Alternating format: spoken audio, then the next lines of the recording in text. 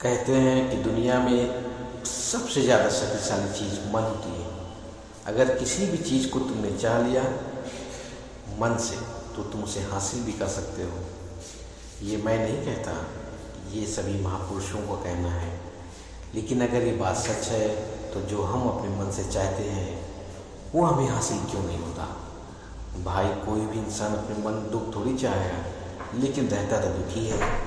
अगर इंसान अपने मन से कामयाब होना चाहता है, खूब पैसा कमाना चाहता है, लेकिन फिर भी वो कामयाब नहीं होता।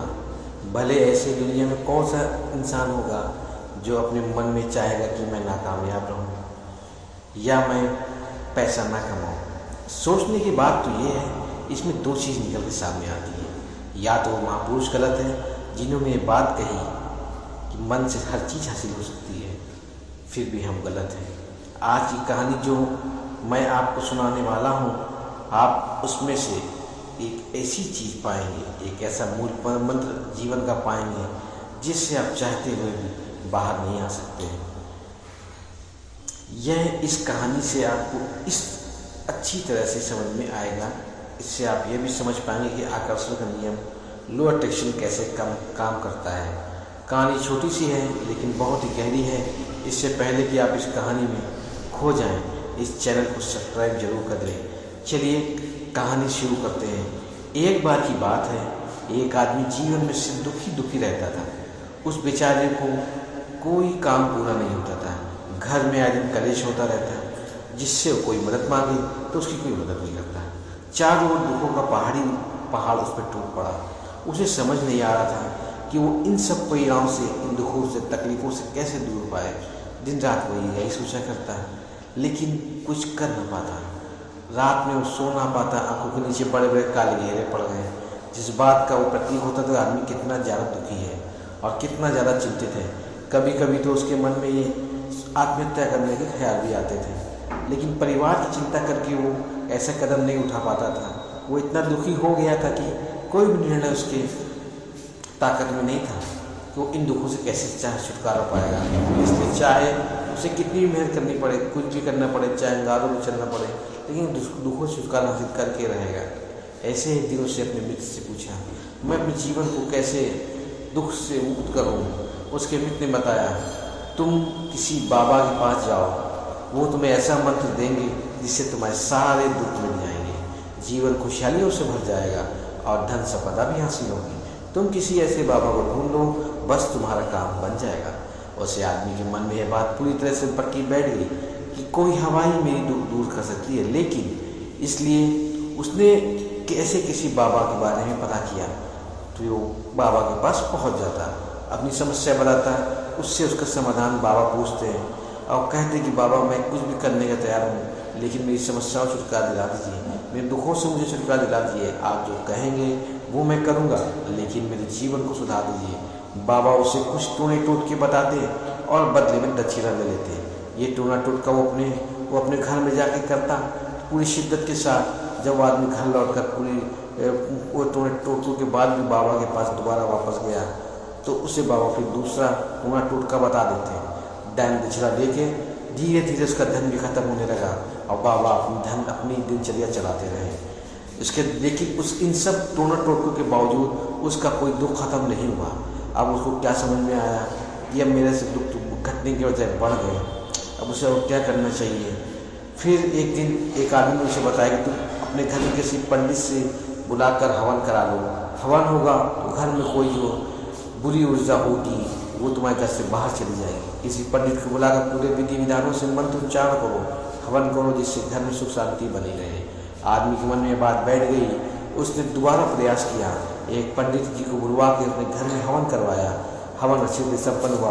बदले में पंडित जी ने अच्छी खासी दान दक्षिणा दी और उसके बाद वहाँ से पंडित जी धन लेके विदा हो गए। लेकिन कुछ दिन बाद उसे आदमी महसूस हुआ उसके जीवन में कोई बदलाव नहीं आया। वो आदमी बुरी तरह से दुखी हो गया और ज़्यादा परेशान हो गया। उसे लगने लगा कि मेरे जीवन में दुख कभी ख़त्म नहीं होंगे, परेशानियाँ कभी साथ नहीं छोड़ेंगी। सोच सोच कर उस आदमी का बुरा हाल हो गया। एक दिन उसने अपने मित्र से बोला, कैसे बाबा के बारे में पता चला कि समाधान बताने के लिए कोई दान दक्षिणा नहीं लेते। उसे आदमी को लगा कि ये बाबा दूसरे बाबा होते नहीं हो सकता, क्योंकि ये दान दक्षिणा तो देता ही नहीं है। अगर दान दक्षिणा नहीं लेता है तो सच में कोई असली बाबा होगा, कोई सिद्ध बाबा होगा। यह सोचकर उसने बाबा के पास पहुंच गया। वो आदमी वहाँ पर पहुँचता है तो बाबा ध्यान में बैठे हुए थे। यह देखकर आदमी वहाँ पहुँचा और चुपचाप बाबा के ध्यान से वापस आने का इंतजार करने लगा। थोड़ी देर बाद बाबा की नजरें उस दुखी आदमी पर पड़ी। परेशान बैठा हुआ था, आंखों के नीचे वाली घेरे देखते ही बाबा समझ गए जीवन में कितना परेशान है। उसे संबोधित करते हुए बाबा ने पूछा, बच्चा क्या चाहते हो, बाबा के पास क्या लेने आए हो? उस आदमी ने बोला, बाबा मैं अपने जीवन से बहुत परेशान हूँ। मैंने इन दुखों को दूर करने के लिए बहुत सारे रास्ते अपनाए, तरकीब अपनाई, लेकिन कुछ नहीं हुआ। अब मैं तक हार के आपके पास आया हूँ, आप ही कुछ समाधान निकाले। बाबा ने बोला, बेटा करने वाला ईश्वर है, मैं तो सिर्फ रास्ते बता सकता हूँ। तो बाबा ने उससे बोला कि मैं तुम्हें एक चीज़ बताता हूँ, उस चीज़ को तुम्हें करना होगा अपने जीवन में। बाबा ने कहा, जब तुम अपने घर जाना, रास्तों में अपने मन में दोहराते हुए जाना कि मैं सुखी हूँ, मैं सुखी हूँ। अपने मन में ये दोहराते रहना, याद रहे जुबान में नहीं आना, मन में दोहराना होगा। यह सुनकर आदमी बोला, वजह कि मैं कर लूँगा, लेकिन इससे क्या होगा? वैसे कि तुमने इतने मंत्र किए, इस मंत्र को भी करके देख लो। आदमी सोचा कि बाबा कुछ दान दक्षिणा तो ले नहीं रहे हैं, छोटा सा मंत्र है, इसको मैं से कर ही लूँगा। वो बोला, ठीक है बाबा, ये मंत्र जरूर करूँगा। वो आदमी कहकर उठने लगा, लेकिन जैसे वो चलने लगा, बाबा ने बोला, बच्चा एक बात याद रखना, जब तुम ये मंत्र मन दोहराना तो तुम्हारे मन में बंधन का विचार नहीं आना चाहिए, बंधन का ख्याल नहीं आना चाहिए, तो यह मन सिद्ध होगा, नहीं तो फिर तुम्हारा कोई फायदा नहीं है। वो आदमी बोला, तो ठीक है, तो आज के बाद मेरे मन में कोई भी बंधन का विचार नहीं आएगा। तो उसने बोला, ठीक। जैसे ही वो मन में दोहराने लगा, उसके बंधन का विचार मेरे मन में नहीं आएगा। तो वो आदमी वहाँ चल दिया, अपने मन में सुखी हूँ सुखी हूँ सुखी हूँ दोहराने लगा। अचानक उसके बंदा का ख्याल आ गया। बंदा का ख्याल एक बार आया, चला भी गया, लेकिन उसने सोचा कि आज तक जो मुझे बंदर का विचार नहीं आया, वो आज बंदर विचार में क्यों आया। ऐसा करके उसे बंदर के विचार को पकड़ लिया। वो भूल गया कि मुझे क्या मन दोहराना है, और बंदर के बारे में सोचने लगा। थोड़ी देर बाद उसे फिर सोच आया, फिर से उसने मन दोहराने लगा। तो बाबा ने बताया कि मैं सुखी हूँ मैं सुखी हूँ, वो दोहराने लगा।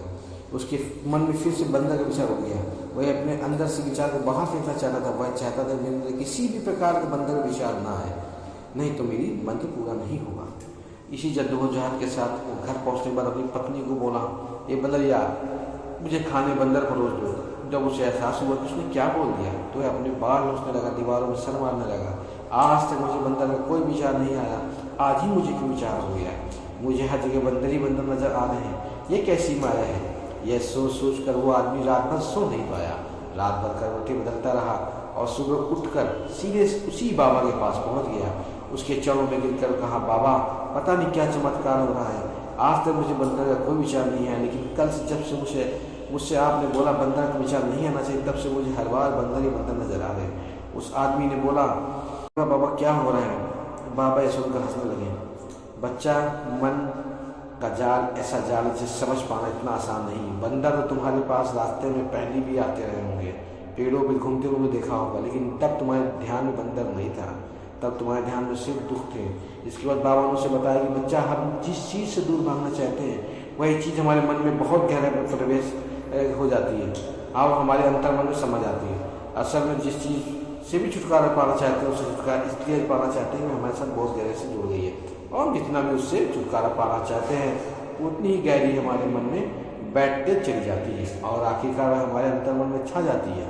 ऊपर से तो हम चाहते हैं सुखी होने की होना, और मैं सुखी हूँ और हमारे होठ बोलते हैं, लेकिन हमारे मन में दुख समय होते हुए हमारे विचारों में मन ही मन में दुख ही दुख दिखाई पड़ते हैं। इसलिए अपनी जुबान से बार बार बोलने से कि मैं सुखी हूँ हम सुखी नहीं होंगे जब तक कि मन हमारे अंतर मन में प्रवेश नहीं होगा। इस पर उस आदमी ने उस बाबा से पूछा, लेकिन यह मन हमारे अंतर में प्रविष्ट कैसे होगा बाबा। यह सुनकर बाबा ने बोला, बच्चा अपने दुखों से लड़ना बंद करो। जब तक तुम अपने दुखों को दूर करने के सोचते रहोगे तब तक दुख तुमसे चिपके रहेंगे, तब तक वो दुख तुम्हारे अंतर मन में अपना राज जमाई बैठे रहेंगे। जिस दिन तुम दुखों के बारे में सोचना ही छोड़ दोगे, उन दुखों से छुटकारा ही पाना चाहोगे, तो उसी दिन तुम्हारी जिंदगी से दुख गायब हो जाएंगे। लेकिन किसी भी चीज़ से छुटकारा पाने के लिए मैं उस चीज़ के बारे में सोचना पड़ता है।